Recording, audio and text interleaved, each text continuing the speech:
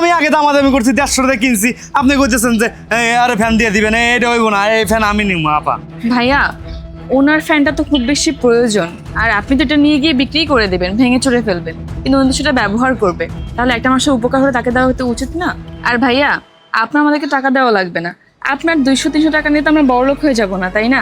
তাছাড়া এই ফ্যানটা তো আমরা ইউজ করবো না, আর উনি নিয়ে গেলে উনি সেটা বিক্রি করে দেবে, কিন্তু আপনার যদি উপকারে আসে আপনি এমনি নিয়ে যান, টাকা দেওয়া লাগবে। হ্যাঁ ভাইয়া, আপনি ফ্যানটা নিয়ে যান। আপনার যদি এই ফ্যানটা নিয়ে উপকার হয় তাহলে আমাদেরই ভালো লাগবে, তাই না? আচ্ছা মামুন, আপনি যদি এত করে কইলেন, আর গরম অনেক পড়ছে, আমি নিজেই তো ফ্যান ছাড়া ঘুমাইতে পারি না, আর এটা নিয়ে তুমি ভাঙিয়ে গেলাম, ভাঙিয়ে তো বিক্রি গেলাম, তারপর হলো ভাই আপনি নেন ভাই, তাহলে ফ্যানটা নিয়ে আমি আপনার আগায় দিয়ে আসি। হ্যাঁ ঠিক আছে ভাই, আহেন।